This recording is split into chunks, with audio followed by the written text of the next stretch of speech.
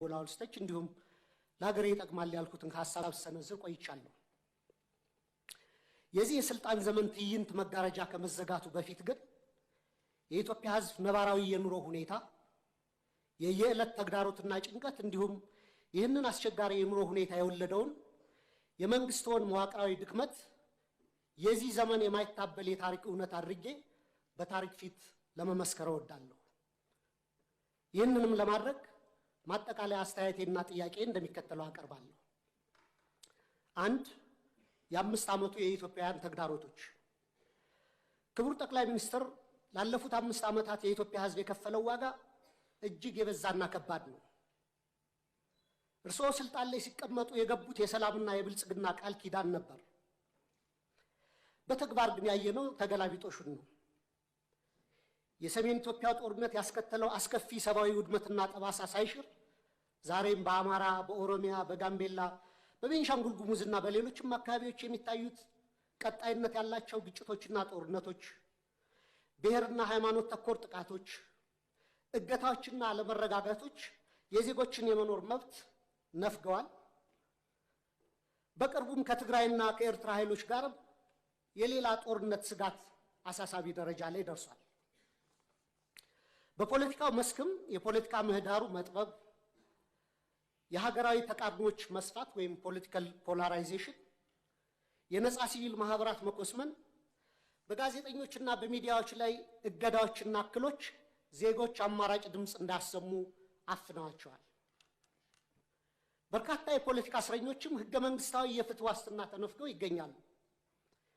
ይህ አጠቃላይ የሰላም የጸጥታና የፖለቲካ ውድቀት የፓርቲው የተሳሳተ ፖለቲካዊ ፍልስፍናና ብሔራዊ አንድነትን በተግባር ማምጣት ያቃተው የመደመር ትረካ መዋቅራዊ ስብራት ውጤት ነው። 2. ስልታዊና መዋቅራዊ ስህተቶች።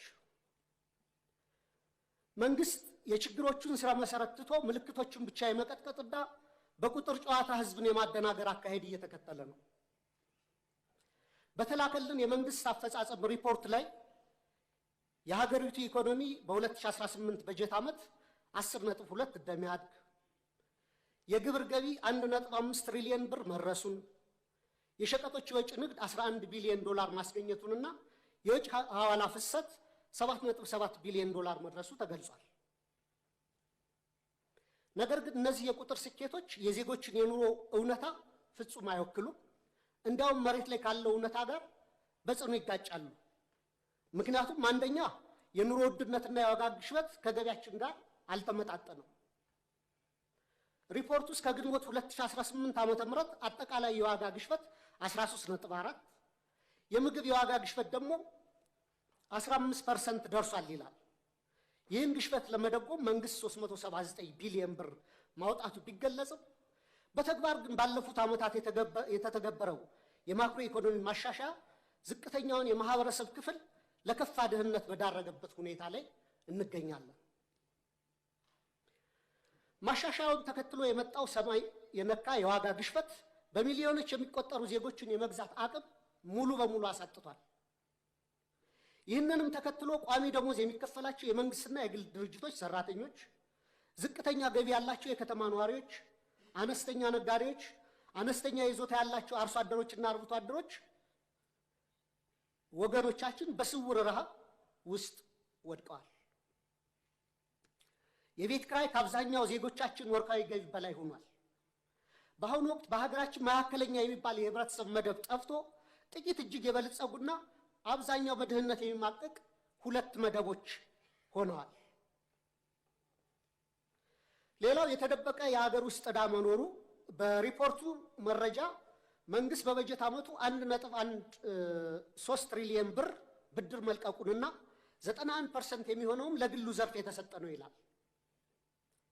ክቡራን የብሔራዊ ባንክ ገዥና የፋይናንስ ሚኒስትርን በተደጋጋሚ ላለፉት ዓመታት መንግስት አንድም ሳንቲም የንግድ ብድር ኮመርሻል ሎን አልተበደረም እያሉ ይናገራሉ። ይህ የውጭ ንግድ ብድርን ብቻ ነጥሎ በማየት እውነታውን የማደብዘዝ አካሄድ ነው። መንግስቱ በግምጃ ቤት ሰነድ እና በሀገር ውስጥ የዕዳ ዋስትናዎች አማካኝነት ከሀገር ውስጥ ባንኮችና ተቋማት በቢሊዮኖች የሚቆጠር ብር እየተበደረ መሆኑንና ይህም የሀገር ውስጥ የዕዳ ሸክምን በከፍተኛ ደረጃ እንዳናረው እና የግሉን ዘርፍ ብድር እንዳጣበበው ለምን ተደበቀ? በየጊዜው በዚሁ ፓርላማ የምናጸድቃቸው በቢሊዮኖች ዶላሮች የሚቆጠሩ የእርዳታ ብድሮች ኮንሴሽናል ሎንስ ለምን በሪፖርቱ አይካተቱ? የዕዳው ምንጭና አይነት መለወጡ ዕዳው መኖሩን ያስቀራል ወይ? ሪፖርቱ አሁንም ድረስ ከግል ዩሮ ቦንድ ባለቤቶች ጋር ያለው ድርድር ስላልተቋጨ ሀገሪቱ በከፍተኛ የዕዳ ቀውስ ውስጥ ያለች ወይም ዴት ዲስትረስ መሆኗንም ይሸሽጋል። በእርግጥ ይህን ጥያቄ ካስገባሁት በኋላ አዲስ ዴቨሎፕመንት እንዳለ በሚዲያዎች ተገልጿል። ሌላው የትምህርትና የማህበራዊ ዘርፍ መውደቅ አለ። በሪፖርቱ ላይ 26 ቢሊዮን ተማሪዎች መመዝገባቸው በስፋት ቢወራም የ12ኛ ክፍል ማጠናቀቂያ ፈተና ከወሰዱ ተማሪዎች መካከል 50% እና ከዚያ በላይ ማምጣት የቻሉት 8.7% ወይም 50 ሺህ ተማሪዎች ብቻ ናቸው። ይህም የመንግስት ሕይወትን የትምህርት ጥራት መዋቅራዊ ኪሳራ የሚያሳይ ነው። ክቡር ጠቅላይ ሚኒስትር 8.7% የማለፍ ምጣኔ በየትኛውም ዓለም ታይቶ የማይታወቅ ወይም 92% የመውደቅ ምጣኔ ከፍተኛ የትውልድ ብክነት ወይም ጀነሬሽናል ካታስትሮፊ ነው። እኔ የህይወቴን ግማሽ ጊዜ በማስተማር ነው ያሳለፍኩት በተለያዩ ደረጃዎችና ኮመንሊ የሚባል አባባል አለ።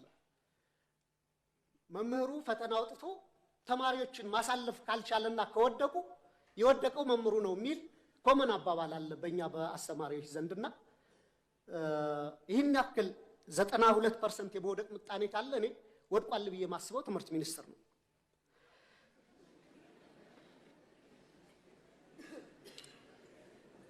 በዚህ ሁሉ ተስፋ አስቆራጭ ሂደት ውስጥ አልፈው ለሚመረቁ ወጣቶችም የስራ ዕድል የለም። ይባስ ብሎም ወደ 7 ሚሊዮን የሚደርሱ ተማሪዎች አሁንም ድረስ ከትምህርት ገበታቸው ተገልለው ይገኛሉ። ይህ 7 ሚሊዮን አሃዝ ከ20 በላይ የአፍሪካ ሀገራት እያንዳንዳቸው ካላቸው አጠቃላይ የህዝብ ቁጥር በላይ መሆኑንም ልብ ይሏል። ሌላው የሰብአዊ ቀውሶች ትኩረት አለመሰጠቱ ነው። መንግስቱ የመረጃ ማጥራት ስራ ሰርቻለሁ በሚል ሰበብ የሰብአዊ ድጋፍ ፈላጊዎች ቁጥር ከ27 ሚሊዮን ወደ 2.3 ሚሊዮን ወርዷል ይላል።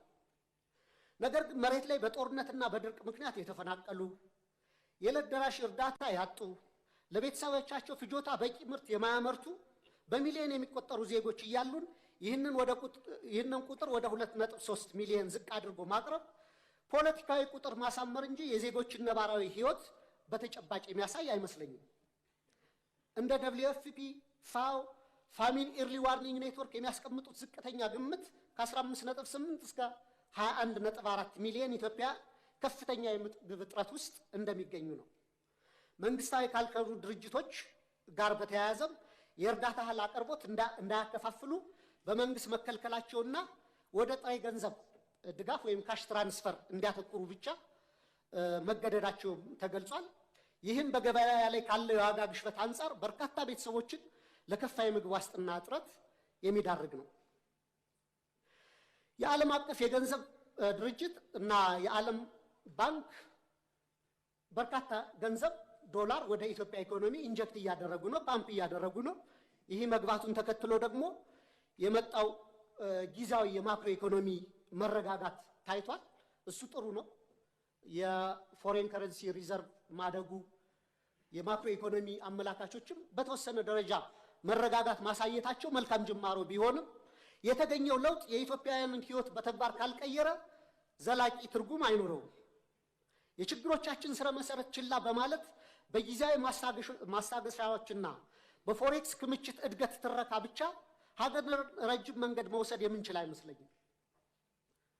3 የመፍትሄ ሐሳቦች። ክቡር ጠቅላይ ሚኒስትር፣ እኔ በተደጋጋሚ ለማሳየት እንደሞከርኩት ለሀገራችን ዘላቂ ሰላምና መረጋጋት፣ ብሔራዊ ደህንነትና ልማት የሚከተሉት 3 መፍትሄዎች ዛሬም በመጨረሻ ቀን ደጋግሜ ማቅረብ እፈልጋለሁ። 1 እውነተኛ ብሔራዊ ውይይትና የፖለቲካል መፍትሄ ፖለቲካል ሴትልመንት መድረስ አለብን። በብሔራዊ ምክክር አጀንዳ ማሰባሰብ ሂደት ከ200 ሺህ በላይ ዜጎች ተሳትፈውባታል የተባለለት ሂደት ሐምሌ 2008 ጀምሮ ሀገራዊ ምክክር ጉባኤው እንደሚካሄድ ተገልጿል። ይህንን አንደኛ ከመንግስት የፖለቲካ ተጽዕኖ ሙሉ በሙሉ ነፃ ማድረግ፣ ሁለተኛ አሁንም ተቻኩለን ሂደቱን ለመጨረስ ከምንሯሯጥ ይልቅ ሁሉንም የታጠቁና ያልታጠቁ የፖለቲካ ኃይሎችን ያካተተ እውነተኛ የምክክር ሂደት ማድረግ ያስፈልጋል ብዬ አስባለሁ። ሀገራችን እግር ከወርች አስረው የያዟትን የፖለቲካ ቅራኔዎች በዘላቂነት ለመፍታት ወደ ነፃና ፍትሃዊ የሽግግር ሂደት ትራንዚሽናል ጀስቲስ ሂደት ማምራትና ሁሉን አቀፍ ሀገራዊ እርቅ ማውረድ ብቸኛው መውጫ መንገዳችን ነው። የታጠቁ ኃይሎች ውጊያ በቀጠሉበት ሁኔታ የሚካሄድ የምክክር ሂደቱ በተጠናቀቀ ማግስት የእርስ በርስ ጦርነቱ ከቀጠለ የምክክር ሂደቱ ከፍተኛ የገንዘብና ጊዜ ባከነበት ትርጉም የለሽ ሂደት ሆኖ እንደ ማንነትና ወሰን እንዲሁም እንደ ብሔራዊ እርቀ ሰላም ኮሚሽኖች ያለ ውጤት ይበተናል። ሁለት ሁሉን አሳታፊ ህገ መንግስታዊ ማሻሻያና እውነተኛ ፌዴራላዊ ስርዓት ማቆም ያስፈልጋል። ሁሉም ዜጎች እኔ ነው የሚሉት ህገ መንግስት እንዲኖረን የህገ መንግስት ማሻሻያ ማድረግ፣ ውሳኔዎችን ከአንድ ማዕከል በኃይል ከመጫን በመውጣት የክልሎችን የራስን ዕድል በራስ የማስተዳደር መብት ሙሉ በሙሉ የሚያከብር ነገር ግን ሀገራችንን ከብሔር መከፋፈል ወይም ባልካናይዜሽን የሚያወጣና ሀገራዊ እድገትን የሚያሰፍን ሚዛናዊ የስልጣን ክፍፍል መፍጠር፣ የሀብት ክፍፍሉንና ፊዚካል ፌዴራሊዝሙን የፈጠሩት የሀብትና የልማት ኢፍትሐዊነትንም ማረም ያስፈልጋል። የሀገር ውስጥ የምርት መነቃቃትና ማህበራዊ ዋስትናንም ማጠናከር ይገባናል። ትኩረቱን በኮሪደር ልማት፣ በሎጆችና ሪዞርቶች ግንባታና በወንዝ ዳር በፓርኮች ግንባታ ላይ ያደረገውን አካሄድ ገታ በማድረግ ለሀገር ውስጥ መሰረታዊ አምራች ኢንዱስትሪዎች ክሪቲካል የሚባሉ ኢኮኖሚያችንን በደንብ ሊያነሱ የሚችሉ ብረት ማውጣትና ማቅለጥ፣ ሜታለርጂ፣ የማሽነሪ ኢንጂነሪንግ፣ የነዳጅ ማጣሪያ አስታውሳለሁ። የነዳጅና ማዳበሪያ ማጣሪያ ፕሮጀክቶች ከመጀመራቸው ከ6 ወር በፊት ክቡር ፋይናንስ ሚኒስትሩን ለምን እነዚህን ፕሮጀክቶች አናስብም እያልኩ እየጠየቁ ነበር እና ያኔ በጀቱ በጣም ከባድ ነው፣ በእኛ አቅም አንችልም እየተባለ ነበርና አሁን የናቹራል ጋዝ ማውጣት ፕሮሰስ መጀመሩ በሱ ደስተኛ ነኝ። ግን ጎረቤት ሀገሮቻችን አሁንም ነዳጅ ያመርታሉ። ከነዚህ ሀገሮች ገዝተን አጣርተን ባይ ፕሮዳክቱንም የመጠቀም የሀገራችንን የነዳጅ ፍጆታ ከመሸፈን አልፈን ለጎረቤት ሀገሮች መላክ ስለምንችል በደርግ ጊዜ ተደርጎ ስለነበር አሁንም የነዳጅ ማጣሪያ እንዲታሰብበት፣ የማዳበሪያ ፋብሪካም ጠይቄ ነበር። የዩሪያው መጀመሩ በጎ ነው። የዳፕ ማዳበሪያ ፋብሪካ ማሰብ መጀመር አለብን። የፋርማሲውቲካል ኮምፕሌክስ፣ ምግብ ዘይት፣ ቴክስታይል ወዘተ እነዚህ ፋብሪካዎች ላይ መስራት ያስፈልገናል።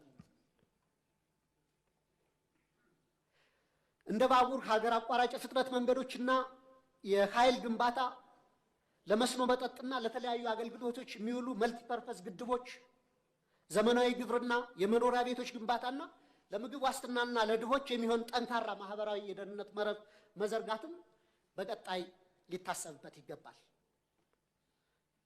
በመጨረሻም ጥያቄ መንግስቱ ላለፉት 5 ዓመታት ሲከተለው የቆየውን የፖለቲካ ችግሮችን በኃይል ከመፍታት ወደ ሰለጠነ የፖለቲካ ድርድር በመሻገር ሀገራዊ አቅምን የበሉትን የትጥቅ ግጭቶች በዘላቂነት ለመቋጨት ሁሉንም የታጠቁ ኃይሎች የሚጋብዝበት እውነተኛና አካታች የፖለቲካ ድርድር ለማድረግ እንዲሁም የህዝቡን መሰረታዊ ህልውናና የኑሮ ዋስትና ለማረጋገጥ የሚወስዱት በተግባር የሚለካ ግልጽ የሰላም የጊዜ ሰሌዳ ለማዘጋጀት ያለውን ቁርጠኝነት ቢያብራሩልን። የኢትዮጵያ ህዝብ አዲሱ 2019 ዓ.ም በተግባር ሊያዩ የሚችለው ተጨባጭ ተስፋ ምን እንደሆነም እንዲያስረዱ ጠይቃለሁ። በጣም አመሰግናለሁ። በነገራችን ላይ ዶክተር ደሳለኝ ጫኔ ዛሬ ጥያቄ ንግግር ሲያደርጉ በጣም ደስ ያለኝ ነገር ምን ያክል መደመርን እንደበሉት ነው። እውነቴን ነው። በጣም ደስ ያለኝ ስለ ሚዛናዊነት፣ ስለ ክልል ኢምፓወርመንት እና ስለ ሀገር ዩኒቲ ኮሪደር ላይ ብቻ ሳይሆን ዳይቨርሲፋይድ ኢኮኖሚ ስለመገንባት በጣም ትላልቅ ቁም ነገሮች አንስተዋል። ሙሉ በሙሉ የመደመር መንግስት እሳቤዎች ማለት ነው። ይሄ በነበረን ቆይታ አንዱ ከአንዱ ሀሳብ ተወራርሷል ማለት ነው። ሀሳባቸው ሲሰነዝሩ ኮሪደር ብቻ መሆን የለበትም ማዳበሪያ ፋብሪካም አሉ፣ መሆን የለበትም ግድብም አሉ። ስለዚህ አቋማችን በብዙ ጉዳይ እየተቀራረበ ስለመጣ በጋራ የምንሰራበትን ነገር ብናሰፋ ጥሩ ነው ለማለት ብዬ ነው። ምክክርን በሚመለከት ምን ይጠበቃል ለተባለው ይህ የናሽናል ዲያሎግ እድል ሰፊ እድል ነው። ብዙዎች የታሰሩበት ለረጅም ጊዜ ጠየቁት ዋጋ የከፈሉበት ጥያቄ ነበር። አሁን ስናገኘው ማቅለል ጥሩ አይደለም። ኢትዮጵያውያን አንድ ክፉ አመል አለን። እድል ሲመጣ አንጠቀምም፣ ካለፈ ደግሞ እናዝናለን። ዛሬን ከመኖር በትዝታ መቆዘም መናፈቅ እንወዳለን። ይሄ በየዘመናት የነበረ ችግር ነው። ሰው እንኳን ሲኖር ትዝ አይለንም፣ ሲሞት ግን ደግነቱ አዛኝነቱ ይበዛብናል። ይሄ ባህሪ ጥሩ አይደለም። ይሄ ውይይት ለኛ ብቻ ሳይሆን ለአፍሪካውያን ጠቃሚ ነው።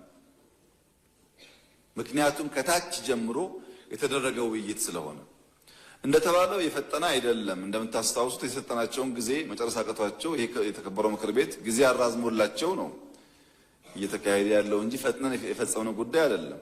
ለውጥ ከመጣ 8 ዓመት ነው። 8 ዓመት ሙሉ እኮ ያሸነው ይቆይ አንቀድም ህገ መንግስት ያልነው የንጉሱን ህገ መንግስት የደርግ መንግስት መቅደዱ የደርግን መንግስት ህገ መንግስት የኢህአዴግ መንግስት መቅደዱ ለኢትዮጵያ አልጠቀመም። በዛ መንገድ ከምንሄድ ህዝብ አወያይተን አንቀድም፣ ጠቃሚውን ይዘን የጎደለ ጨምረን የሚሻሻል ካለን እናሻሽላለን ያለው ይሄ ትልቅ ምርታ ይመስለኛል። በነገራችን ላይ አውትፑቱን በሚመለከት አንዳንዱ ፌዴራል ስርዓት ይፈርሳል፣ አንዳንዱ ብዙ መላምቶች አሉ። እኔ ከወዲሁ ምን አይነት ውጤት እንደሚያመጣ መናገር ባልችልም የምጠብቀው ግን በህገ መንግስት ውስጥ ለኢትዮጵያ ጠቃሚ ሐሳቦች ካሉ እንዳሉ ይቀጥላሉ ብዬ አስባለሁ። ቢሻሻሉ ማንንም የማይጎዱ የማያስኮርፉ አንድ አንቀጽ አሻሽለን ማንንም የማንጎዳ ነገር ግን የኛን ህብረት የኛን አንድነት የሚያጠናክር ከሆነ ቢሻሻሉ ይሻላል ብዬ አስባለሁ።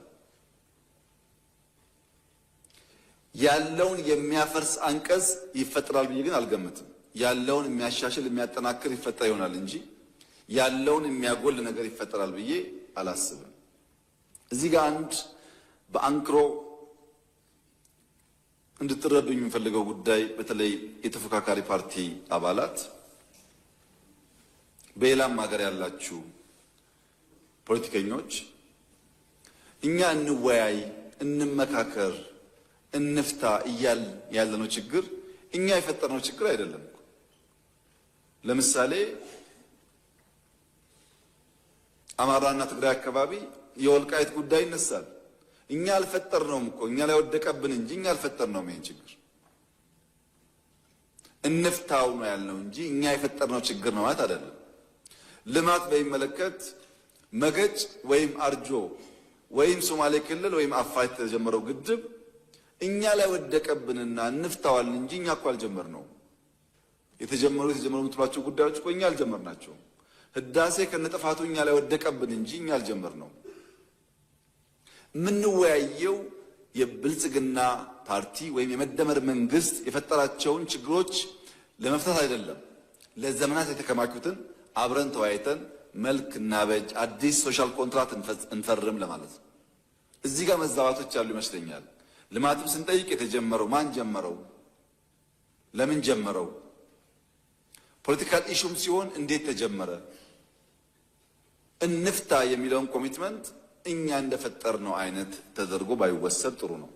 ያም ሆኖ ግን አሁን ያለው ትውልድ መክሮ ዘክሮ ተነጋግሮ መፍታት አለበት የሚለውን እኛም እናምናለን። ለዚያም ነው ውይይቱን በዚህ መልክ እየደገፍን ያለ ነው። እንዴት ይሆናል ብሎ ያስባሉ ላሉት ምንም ነገር አይሆንም። በደንብ እንወያያለን። ጠቃሚ ሀሳቦች ይመጣሉ። እነሱም ኮሚሽኑ አቀናብሮ ለኛ ያቀርብልናል። እኛ ትምህርት እንወስድበታለን፣ እንወያይበታለን። ሊሻሻል የሚገቡ ጉዳዮች እናሻሽላለን። ተሰብስበን አጨብጭበን እናጸድቃለን። ምንም አይፈጠርም። ምንም የሚፈጠር ነገር የለም። ምክንያቱም አስበን አቅደን በእውቀት በዝግጅት ነው የምንሰራው። ምርጫ እኮ መክረውናል፣ አታርጉ አይሆንም ብለውናል። አይ ግድ የላችሁ፣ ምርጫም ይደረጋል፣ መንግስትም ይቋቋማል፣ ጠቅላይ ሚኒስትሩ ንግግር ያደርጋል። የሚቀር ነገር አይደለም ማለት ነው። በዚሁ አጋጣሚ ለምክር ቤቱ ጠቃሚ ባይሆንም እንደው ለመላው የኢትዮጵያ ሕዝብ ለመግለጽ ባለፈው 5 ዓመት ምርጫ አሸንፈን ታስታውሱ ከሆነ አጠቃላይ ዓለም ላይ ባለው ፖለቲካል አውድ የበዓለ ሲመት ብለን እንግዶች ጋብዘን አክብረን ነበር። በሚቀጥለው ጊዜ ግን እንደዛ አይነት ጊዜ ማባከን አስፈላጊ ነው ብዬ ነው ያላምነው። ብዙ ጥያቄዎች ስላሉ እግረ መንገድ መልስ እንዲሆን ብዬ ህዝቡ ባለፈው በምርጫ ስራ ስሩልን ብሎ መርጧል። ፓርላማ ጠዋት የሚመርጠውን ከመረጠ በኋላ ወዲያ ወደ ስራ መግባት እንጂ እንግዳ ስንቀበል እንግዳ ስንሸኝ ጊዜ ማባከን አስፈላጊ አይደለም።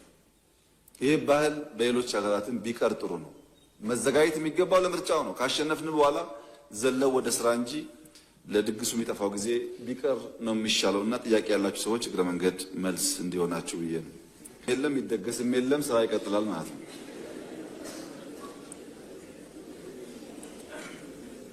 በየሀገራቱ ለዚህ ጉዳይ እንሄዳለን መቅረት ችግር ነው። ሰው ይጠራና ሲቀር በጣም ኩርፊያ ስላለና ያየሁት ጋባዡም ተጋባዡም ሲቸገሩ ነው።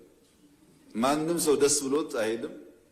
የሚቀበለውም ይሰቃያልና እኛ ሰው ከምናሰቃይ እኛም ከምንሰቃይ ቡናችን አፍልተን ፈንድሻችንን ቆልተን እንደተለመደው ብናሳልፍ ይሻላል። ሃይማኖት በሚመለከት ለተነሳው ጥያቄ ኢትዮጵያ የሃይማኖቶች ሀገር ናት። ሃይማኖት በጣም አስፈላጊ ጉዳይ ነው።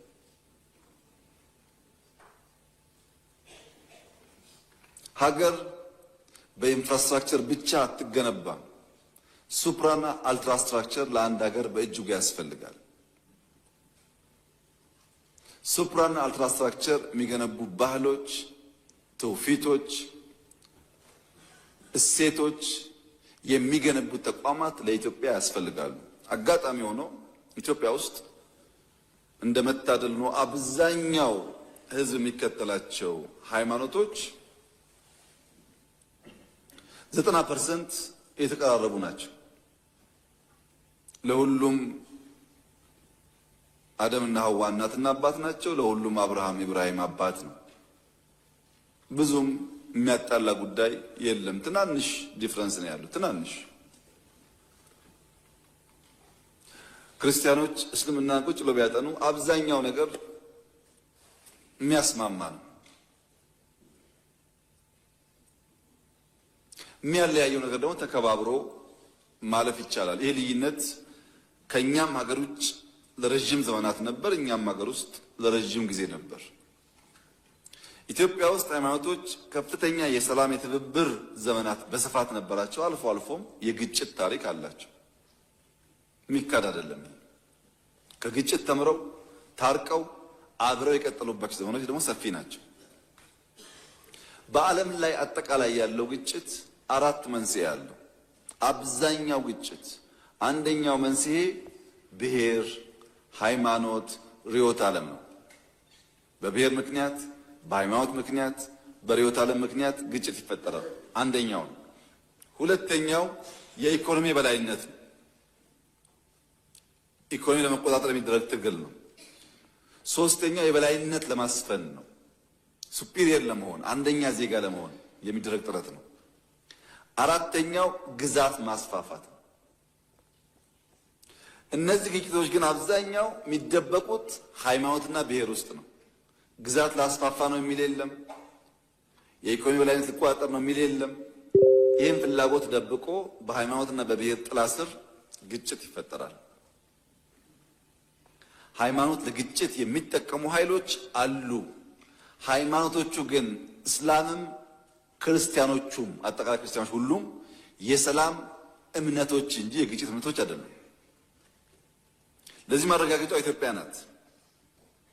ለረጅም ዓመታት ሙስሊሞች በብዛት የሚኖሩባቸው አካባቢዎች ጥቂት ክርስቲያኖች ካሉ ሙስሊሞች አዋጥተው አግዘው ቤተክርስቲያን ይሰራሉ። በእኛ ሀገር የምናውቀው እሱን ነው። ብዙ ክርስቲያን ያለበት ጥቂት እስላሞች ያሉበት ክርስቲያኖች አግዘው ደግፈው መስጂድ ይሰራሉ። አብዛኛው ታሪካችን ይሄ ነው።